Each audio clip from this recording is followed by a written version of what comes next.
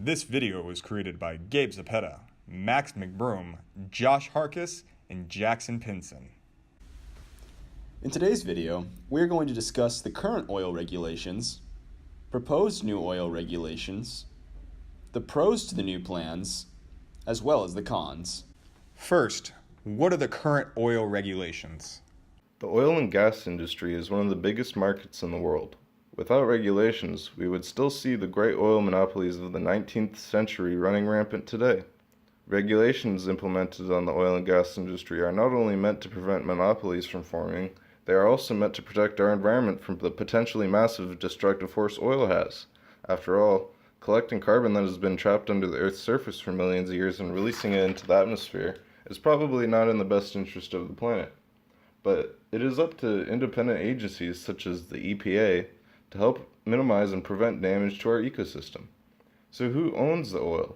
In most states, the rights to property and the rights to minerals on that property are separate. This means that even if John Doe owns a property that contains oil, he may not own the rights to harvest the natural resources found on his property. At the same time, if the oil company owns the mineral rights to John Doe's property, they will have to come to a contractual agreement with him before they begin to operate on his property. But who controls the oil found at sea? Usually the coastal state is in control of the first 3 miles of ocean.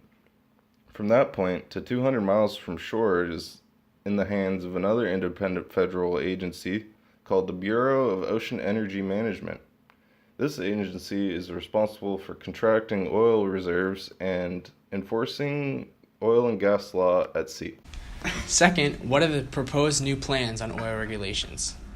The Trump administration is working on redoing the rules and regulation for offshore oil and natural gas to make it more appealing for companies to move forward with this method of harvesting our natural resources. Current rules and regulations were put in place by the Obama administration in response to the 2010 Deepwater Horizon accident.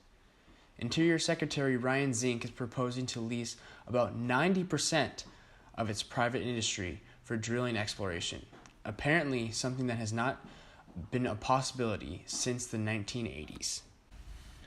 According to the MiamiHerald.com, 47 leases will become available over the next 5 years. The proposed new plan will begin drilling off coast of almost every state that borders the ocean. This includes the states bordering the Atlantic Ocean, the Gulf of Mexico, and the Pacific Ocean. Although Alaska is not included on this picture, it is also planned for drilling. Third, what are the pros to the new plans? There are a few ways the Trump oil drilling plan can help benefit America. First, it can add jobs into the economy. With infrastructure needing to be built, contractors and engineers would need to be hired to create plans, truck drivers hired to haul supplies, and welders to work on the drill. These would be just a handful of the many jobs created through the new plan. Along with jobs come wages. In an article in 2015 about a new oil rig being built up the Florida coast, the executive director of the Florida Petroleum Council showed that the oil industry provided nearly $12 billion in wages. The effects on the economy would be equally beneficial.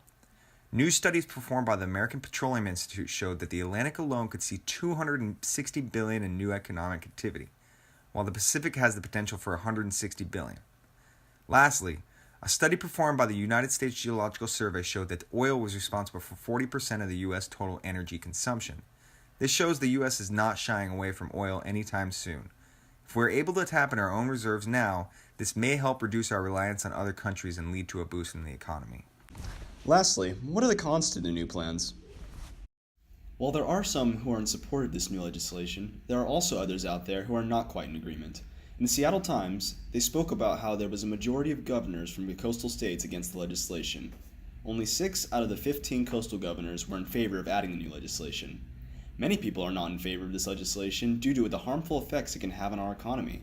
Some of the economic problems that can occur from drilling is the endangerment of an oil-free environment for these coastal cities, the loss of 2.6 million jobs, and a deficit of almost $180 million in coastal economies. Many of the opposing opinions are trying to state that the proposed legislation will hinder rather than help the economy. And here we have a quick clip showing us how the public is responding to this new legislation. A message to Washington, D.C., do not pollute our planet for your California saying no to the Trump administration's plan to increase oil drilling off its coast. Environmental activists turned up in the state capital, Sacramento, on Thursday to protest ahead of a public meeting about the proposed drilling expansion. Today we showed you the current oil regulations, the proposed new regulations, and some pro and some cons to the new plans. Thank you for watching our video. Please like, comment, and subscribe, and buy our merch.